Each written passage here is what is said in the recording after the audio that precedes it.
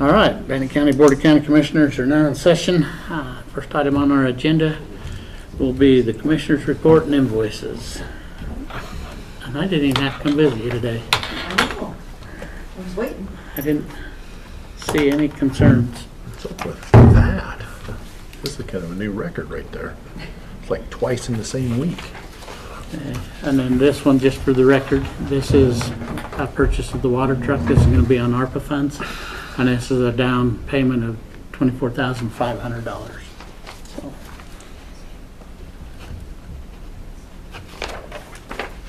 And if you'll give me that one back, then I can make sure it's good. okay.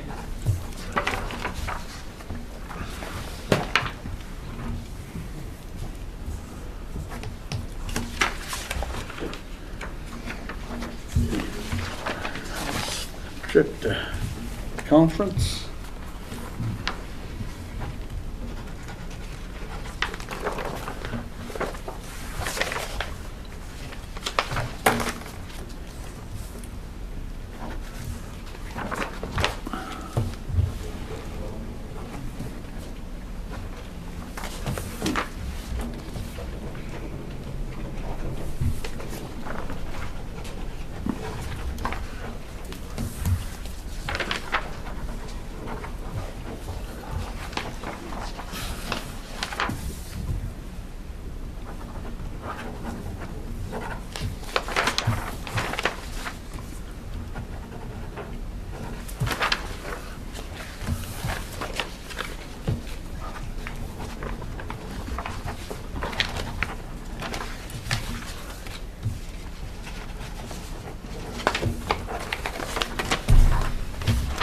Did you get yours back? I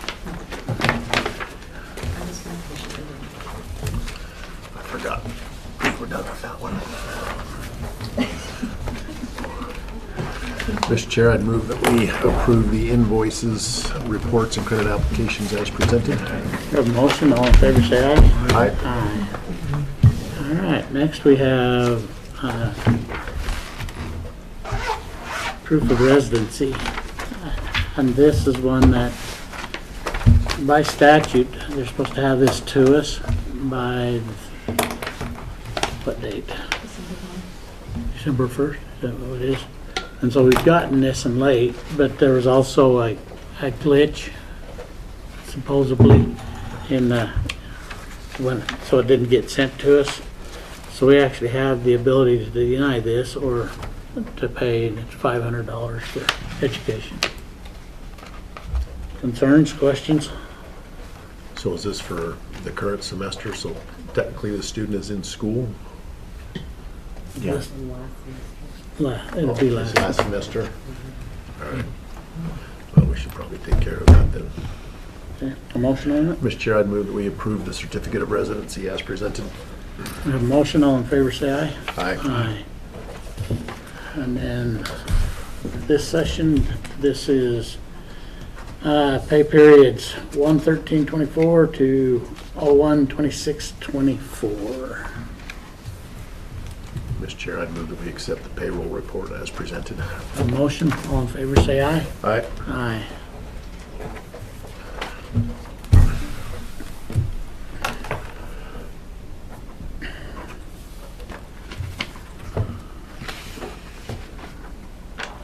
And DeBear and Heather's not here.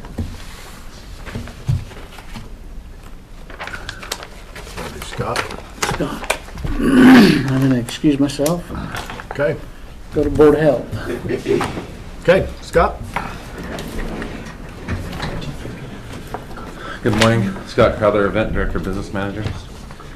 I have a handful of contracts to go over with you today. We'll start with the Highland High School and Bob Conley Invitational.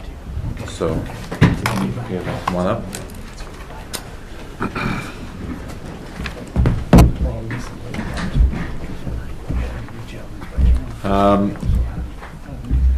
Go ahead and introduce yourselves for the record, please. I am Doug Hofstra. I'm the meet director for the Bob Conley Invitational and organizer for the cross-country meets for Highland. Travis Bell, athletic director at Highland High School. Awesome. So these guys have been running the Bob Conley Invitational at the Event Center for for many years. It's a great event. Last year we charged them $500 for the event. From a staffing standpoint, they really come in and set up the event for us. They mow the path, they line up with flags. It really is very little impact on our staff. It does use a good chunk of the event center, the wellness center grass during their days, but it's a fantastic event. They do charge $5 for parking as a way to offset some of the costs. So we just ask that they receive the same rate and opportunity as last year. Okay. One additional thing, so we have a t-shirt company that comes in and does t-shirts for it, and it makes it a lot easier when they can use the little concession stand there, and if we could use that for that. This is an off year for the state meet. Every 3 years we host the state meet. We're not doing that. We did that last year. We'll do it again in 26, but it's a lot easier for this company to use that, and they need power to run their presses, and when the weather's bad, it's helpful for them. So if we could use that, that would be great. So in the last year, we did not let them use it, but we do not operate that concession stand. That concession stand that they're referencing right there, the main concession stand.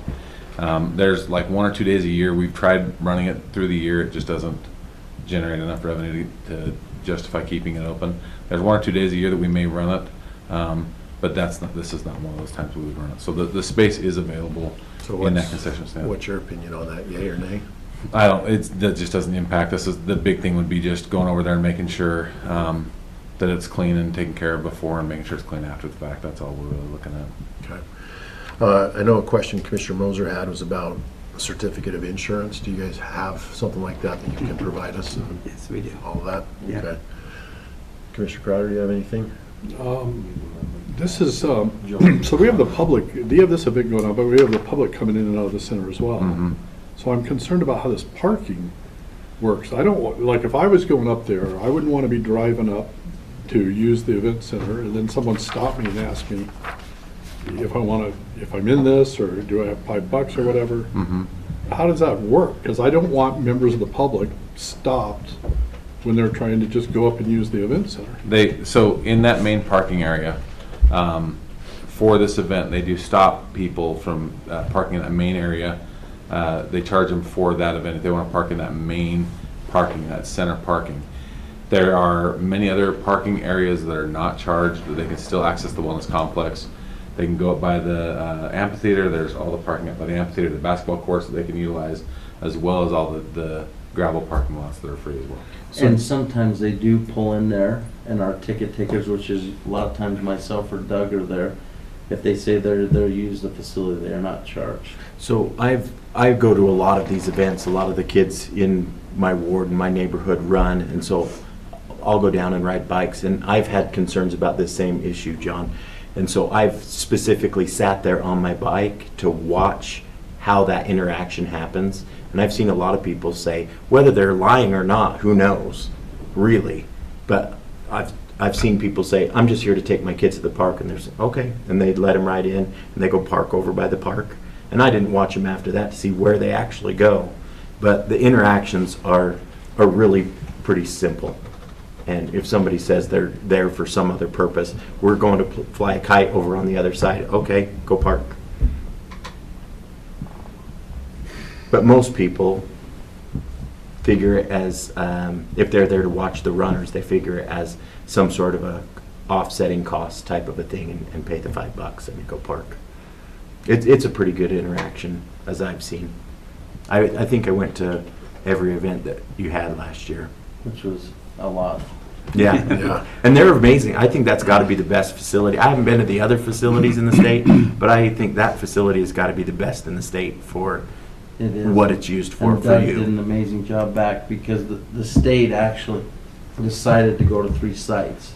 And so 2 other, Idaho Falls competed with us in Soda Springs, if I remember right. Because it was something the state put out there for, right now, the end of time. And we won that. So every 3rd year, it's here. Next year's at Eagle Island in Boise or Lewiston, but those are the 3 sites. And it's a big boost to the community because lots of those teams, Yeah. they stay overnight and they, obviously they need to eat and stuff, so it's a big boost to Pocatello and the surrounding area. What's the date of this event? October 5th.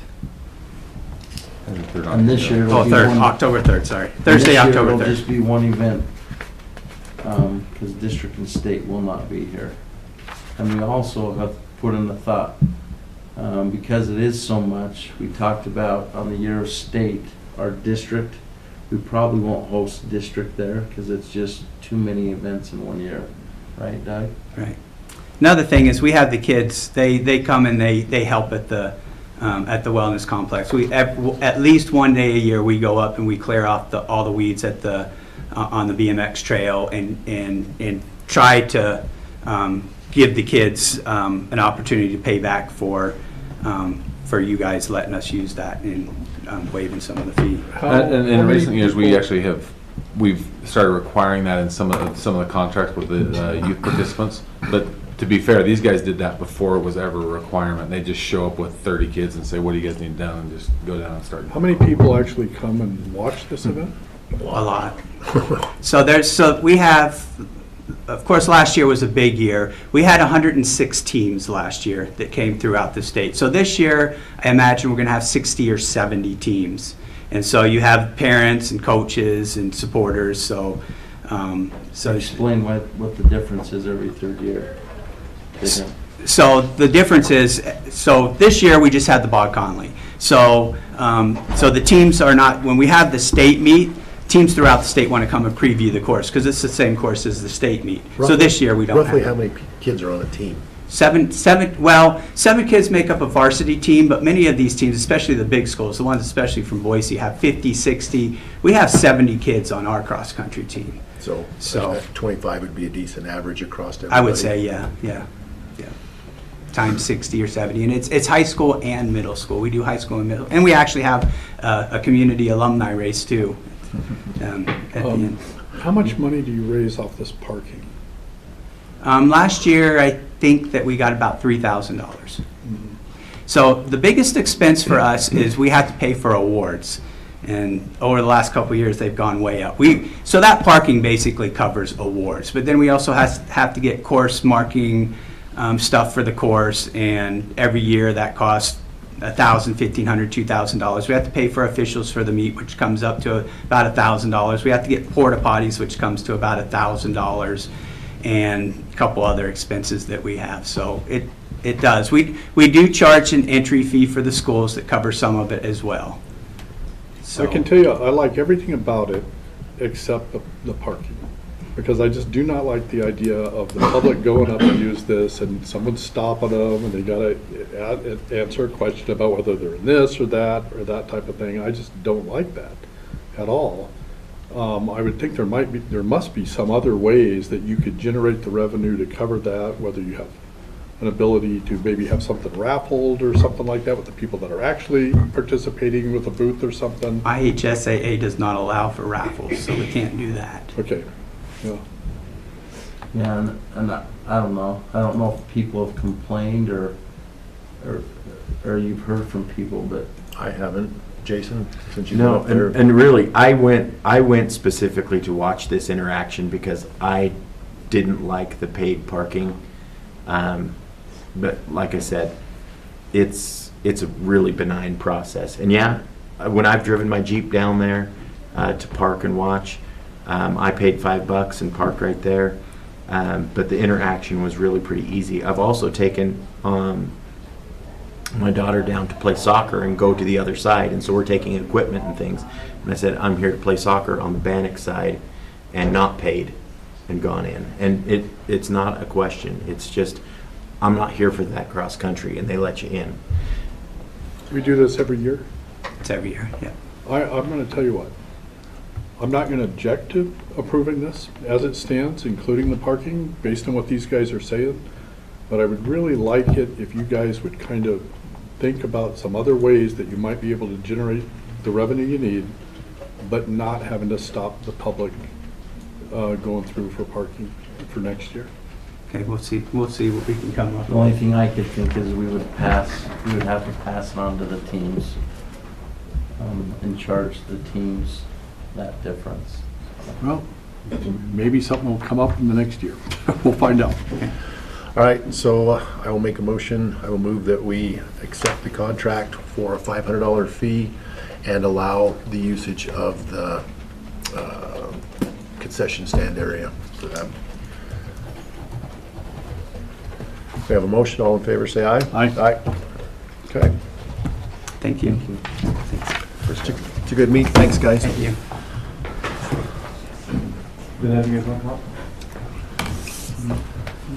The next contract we'll go over is the Mystic Realms Fantasy Fair. So last year, this was a new event for our venue. It was really kind of dipping our toes in the water.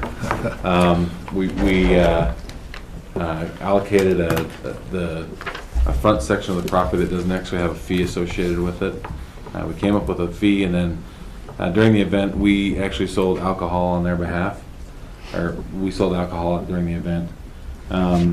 So go ahead and please identify yourselves for the record. My name is Deneb Edwards, and I'm part of the co-owners for the Mystic Realms Fantasy Fair. I'm Michael Collins, and the other co-owner of the Mystic Realms Fantasy Fair. So, sounds like the event went really well. And so they want to actually expand the event to include the south Bannock soccer fields.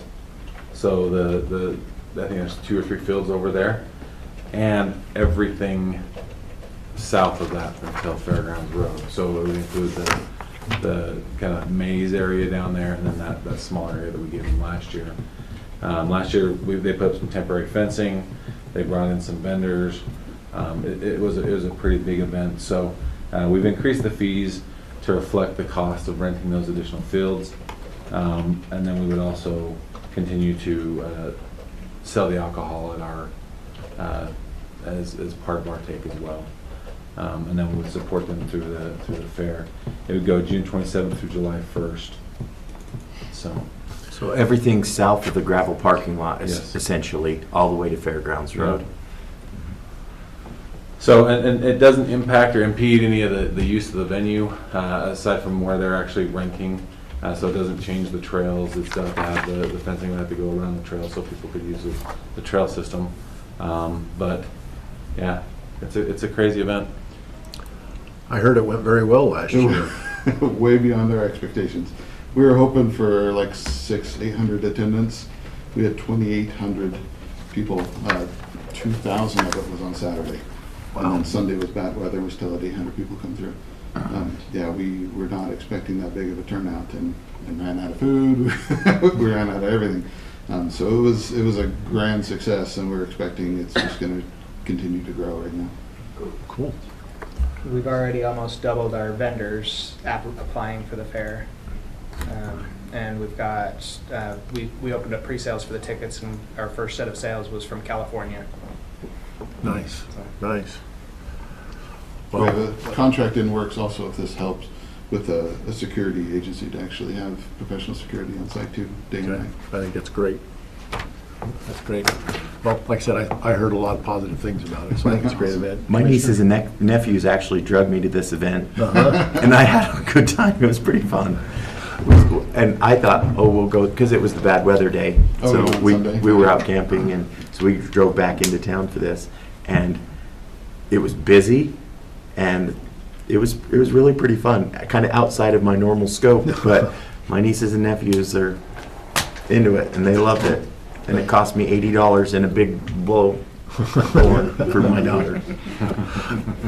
Commissioner Crowder, you have any questions? No.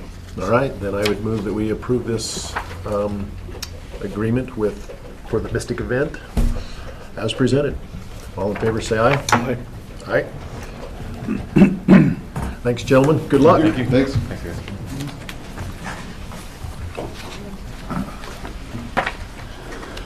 Okay.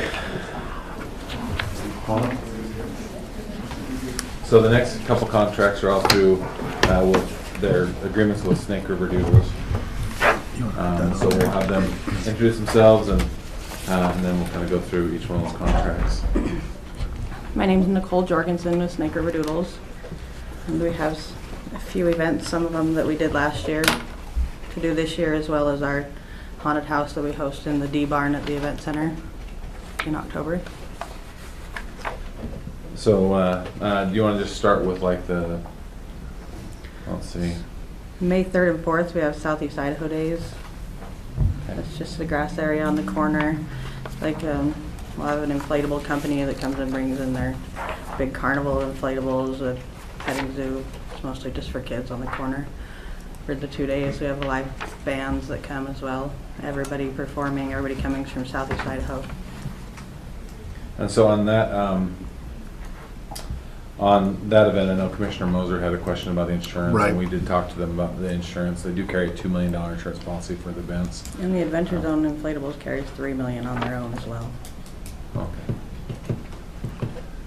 So on that part of the contract, we can fill that in and put 2 million in there? Okay. yep. Let me just ask you a quick question. On all these events, do they have insurance coverage? Yes. That's what that's the $2 million policy that we just talked about. On this event, but I see she's got several listed here. They Yeah, all it's have on all insurance? their events. They carry Okay. the $2 million policy. So, and I don't remember if we had fixed a fee to this one. So it's the 3rd and 4th. So last year we had a similar event in the same area and we charged them $1,200. It was the same as the soccer field rental. So I would suggest on this one. What's that one? On this one, we don't use the trail side for the haunted trail. Oh, okay. That was just for this one, so we only use that corner piece. Gotcha. So it was $300 a day. $300 a day. So $600 for this one. Okay. Sorry, because they only use half of the space. So that first one will be $600 for, do you guys want to just go through and do all of them, or do you want to do them one at a time? Let's just do them all. Okay. So then the next one will be you want to do the Summer Thrills and Chills? Yeah, so Thrills and Festival. Chills is the 21st and 22nd. We did that last year. It's kind of a big get-together of all the haunted houses in Idaho.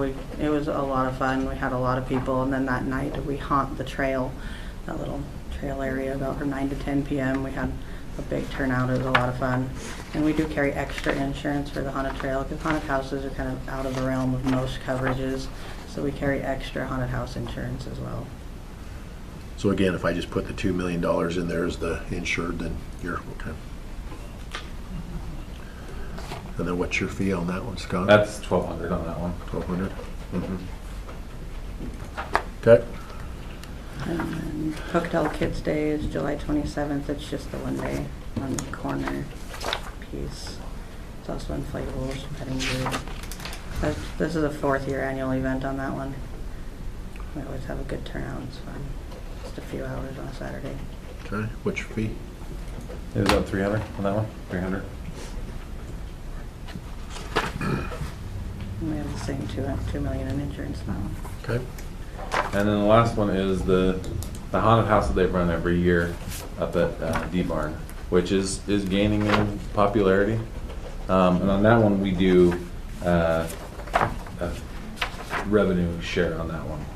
So we do 50% of the revenues, right, for that one. And they do their setup in September 27th, and then they tear it down November 5th. The last couple of years, it's been right around $1,750 that we collect as our share of the revenue in that. And from my standpoint, those barns sit vacant, so I'm down with a little bit extra money. So on the rental there, do we just put in revenue sharing? Yep. To be determined? It's a 50% revenue share. Okay. Yeah. All right. 50% revenue share. Yep. Yeah, it's been fun to watch that one grow. It's been a lot of fun. Yeah. We had a lot of volunteers this year. We had a staff of 27 kids in there this year. It was a good time. Okay, good. Commissioner Crowder, do you have any comments? Then I would move that we approve all the contracts as presented and discussed. All in favor, say aye. Aye. Okay, thanks.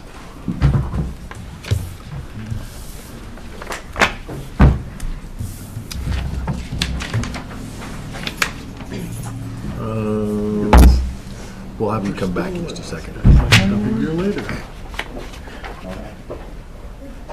DeVere?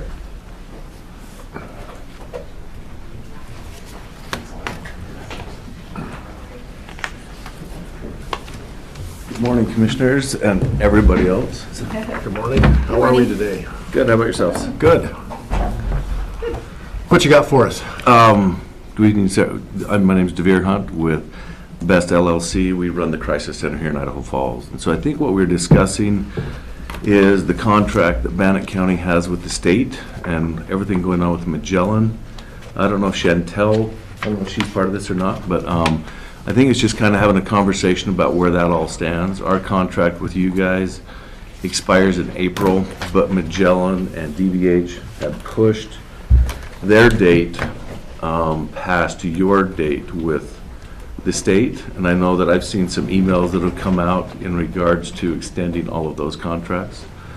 So we just wanted to have a conversation where that's at from your side and where we need to be at. You have anything?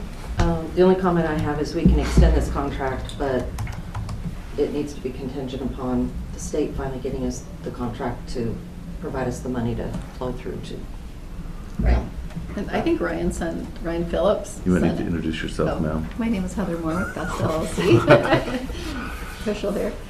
Ryan sent an email out last Thursday saying that did you get that? He said that he was going Chantel to. forwarded me the email, but Perfect. we just haven't seen the You haven't seen document. it yet, okay. So Well, until we just wanted to formally- start the discussion where April's just around the corner, just to make sure that obviously we're clear. I just want it on the record Fair. that we can't pay you unless we get money. But it should all flow through. Okay, I just wanted to make it formal. that's fair. That's And- fair. So and- you haven't had any problems getting payments No. as of late?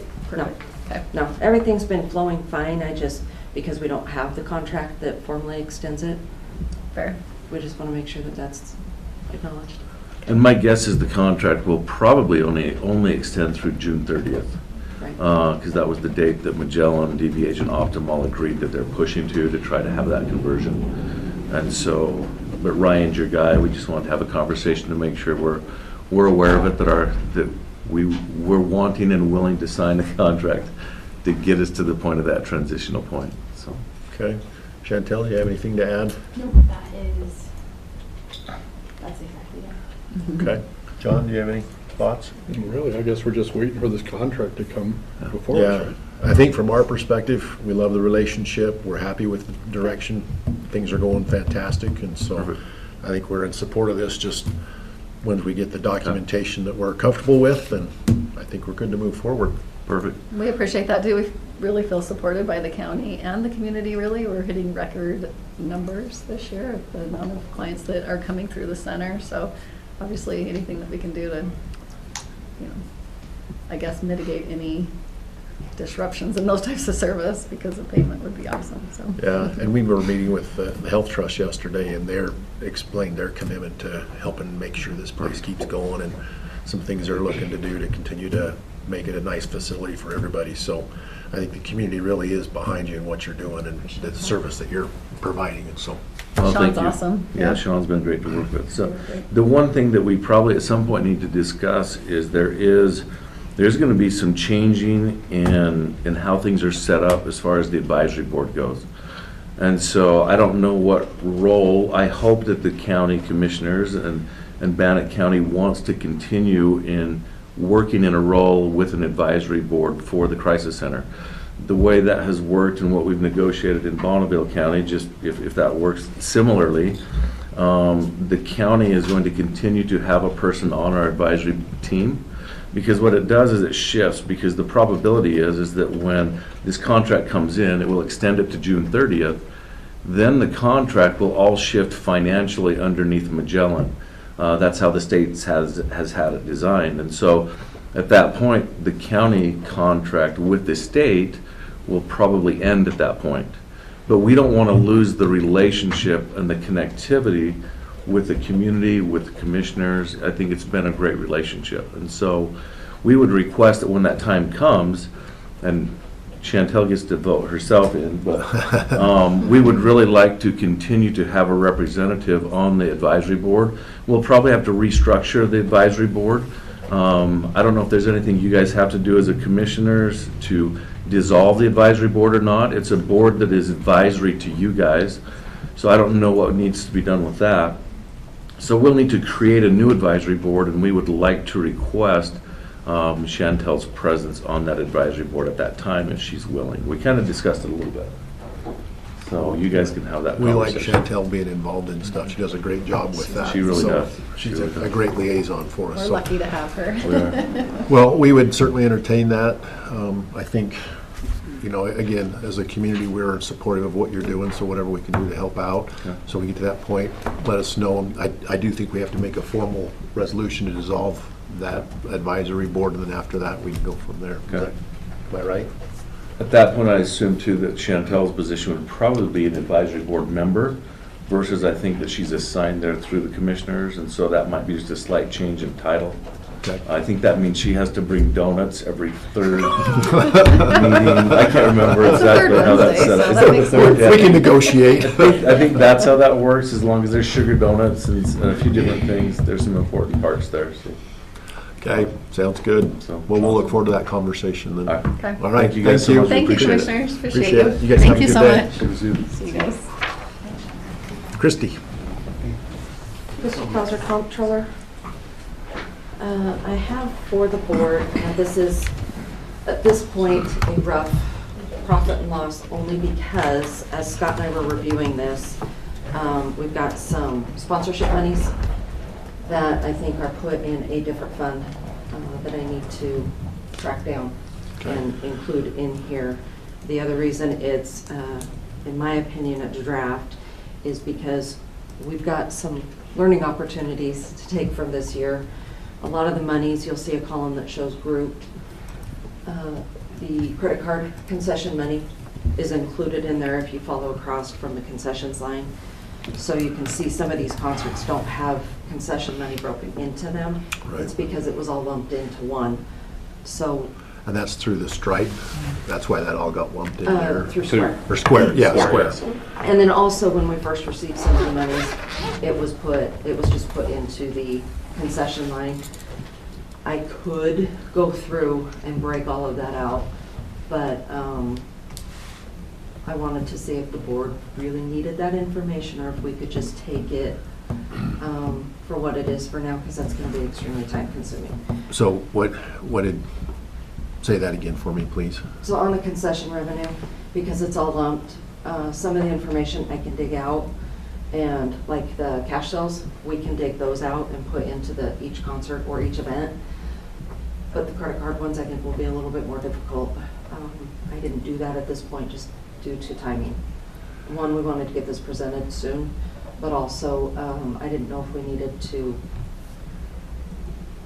have that detailed for this year, if we could just use it as a learning opportunity and do better next year. Can we semi-extract it without going through all the detail work by taking your ticket sales, subtract off your cash, and that would give you a ballpark for that without a lot of work? We could maybe try and do something like that. That was one of the things that I wanted to talk to the board about. Basically, that whole grouped column, I wanted to talk to the board about, because, so we've got ticket sales, those we should be able to designate to an event.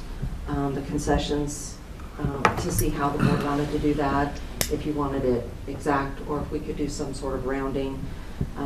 The other revenues, that was a little different. So that is when we closed out the Bannock County Trust, the event trust, that's $98,000 of that. And so I put it in the group just simply because it can't be designated to an event. It was closing out one to help promote this.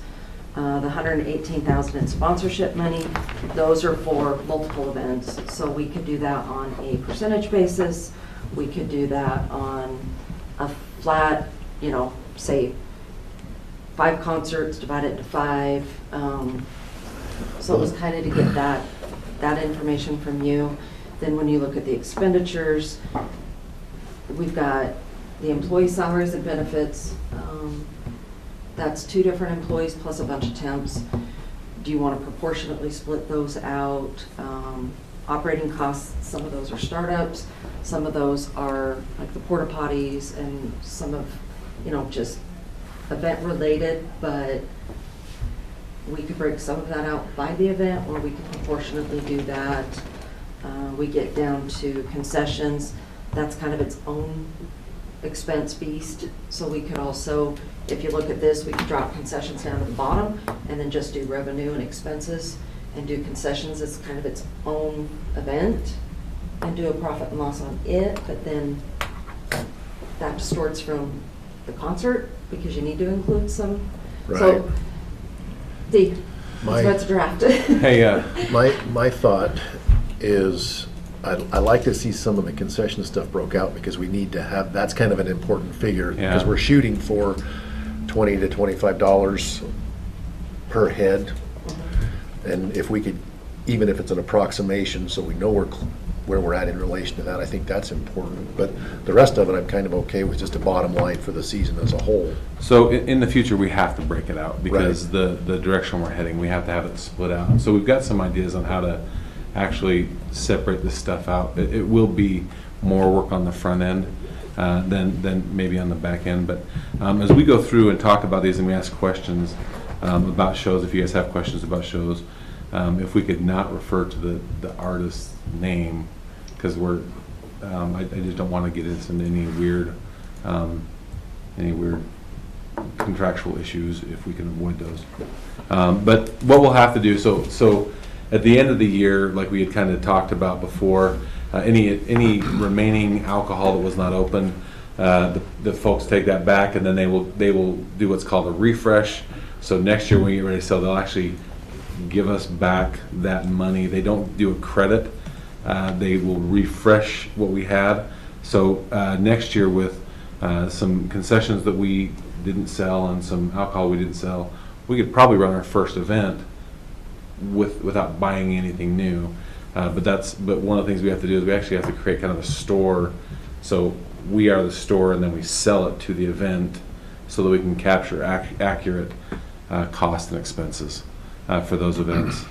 And we've talked about, so on the concessions, Mhm. through the square, we can see everything that was sold. And so we'll be able to do that better next year. And then what we can do is we can actually have concession expenses because we'll have basically the cost of goods sold, and then we'll have the revenue of what was sold. So that'll fix moving forward, but we didn't do that this year. We have a couple of different ways that we collect revenue from folks. Like if somebody buys a concert ticket, they buy a concert ticket through an outside provider. That provider takes away all the fees and any other surcharges they have, and then they cut us a check that goes directly to Christie.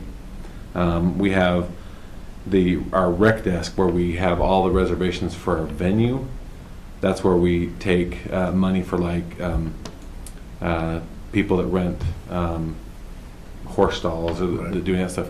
But that was also the place that we put some of our sponsorship, and that's why there are some sponsorship dollars that are not here. We have receipts for it in rec desk, but it's just a matter of trying to. On the sponsorships, just as a general, were you selling the concert package? So it would be very easy to say, if we got your sponsorship line, let's just for round numbers, 120,000, and divide that by 6 and assign that to each show. Is that a reasonable? Sponsorship's a little bit more, like there's a little more to it. I would say last year in sponsorship for all of our events, in both cash and in-kind trade, right? Because there's a little bit of both of those. We sat probably $450,000 Right. between the two. Right. And that's some of the stuff that we have to kind of divide out, that it's in-kind versus cash.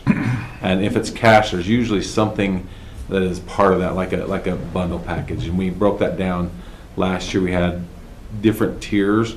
And if somebody, as an example, if somebody gave us more than $25,000 in sponsorship money, that level would include, a suite with 8 seats in it and some VIP parking stuff. So it includes something that actually takes away from our bottom line. So when you net it all out, the sponsorship, maybe $15,000 of actual cash to trade value, and then we just kind of negotiate that with individual sponsors. Well, that's my question. Mhm. Is it simple enough to say, we take all of our sponsor money, whatever this 400 or whatever, divide it by 6, so we can kind of have a per show? Yes. Or is that not relative and just look at it as Christie has it here, as just a grouped expense at the end of the year? I think the group expense is great for this purpose, but in the future, it's gonna have to be broke out per show. And the only issue I think we'll run into is that, you know, like anything, we're gonna aim for 10 shows. And we may put in 15 offers to get 10 shows. We may put in 20 offers to get 10 shows. And so that math really has to be done at the end of the year. It can't be done at the beginning, because if we throw 12 shows, but we only brought in, you know, 120,000, just to make it simple math, that's 10,000 per show. But if we only do 6 shows, now it's 20,000 per show. So it is a total end number, but it has to be divided out, and it will have to be divided out for contract purposes next year, but it will have to be done at the end of the year. And we don't right now have the trades sponsorships in these numbers. But next year, I will do that. I usually like to enter that anyways, but I didn't have all the agreements. So that's another thing that we're working out, is we'll have those. So even if it's $500, I will enter it into our system so that we receive that benefit of it. Whereas right now, you're not seeing that. But that'll be separate from cash. Yes. That'll Yes. show in a separate Yeah. one. Yeah, because I can just have a line that shows non-cash sponsorships so that Yeah. Well, it's reflected. for me, given where we're at, I'm okay if we just look at this year as an end-of-year number. And if we could just break out those concessions a little bit, like we talked about, without doing the line of detail. So that gives us a fairly clear picture of where we're at. I'm okay if we look at it like that, instead of a show by show, but just a year basis this year, since it was a lot of learning going on this year. But next year, we will definitely have, I mean, there's no reason why, even on the credit card receipts, that we couldn't put those in each event. Right. We just didn't. And there will still be some grouped, because like Pocatello Downs or some of the other events we have that aren't necessarily this, their concessions are ran through this fund, so they have to be included in here, but they won't be a Bannock County event where we show the expenses. So. So I do have some general, like I know we refer to it as envelope math. Like at the end of the show, when we were talking and kind of balancing things out, I would keep a couple running totals in my mind, like how much did we pay for the show, how much did we bring in ticket sales, how much did we do in concessions, and that's why when we were having conversations, I could tell you, we came pretty close to even on this show. We lost some money on this show. We struggled on this show. We did well on this show. That's why I'd be able to give you those numbers.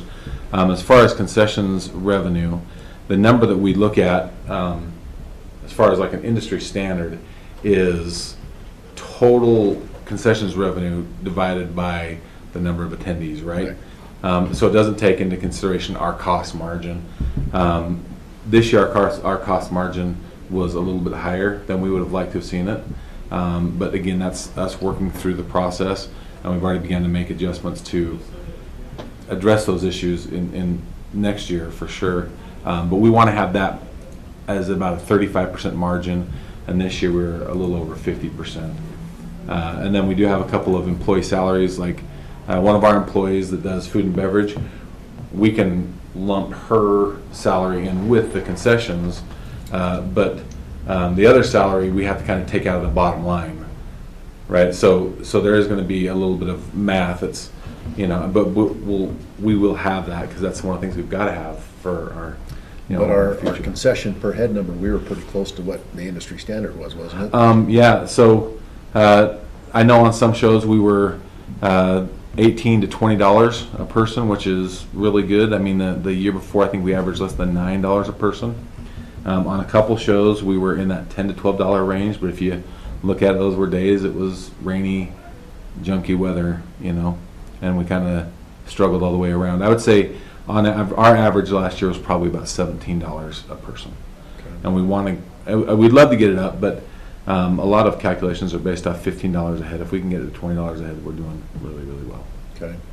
And then the other thing that you and I have talked about is our ticket prices have got to change a little bit. For sure. So the ticket pricing, and again, we walked into last year a little bit blind. So if I bought an artist for a couple $100,000, and I know that seems like a lot of money, but if we paid a guaranteed for an artist of $200,000, the math that we know today is you calculate average tickets sold by our average ticket price and figure out what your $200 is and your $200,000 buy is, and then you adjust your average ticket price to kind of match that number. So our average ticket price last year was set somewhere around $38 to $40 a ticket, which we have a lot of grass tickets. They were $25 a piece, so that obviously brings our average down quite a bit. We really should have been in the $45 to $50 range as an average ticket price, and I think had we been in that range, we actually probably would have come out real close to in the black this year. But these are things that we just, when we started the thing and we started making offers, that was not information that we had. We've learned a lot. We learned a lot last year, and I think that we're going into this next, not even next year, but really into future contracts with our eyes wide open and have a much better idea of how to make some of these deals work.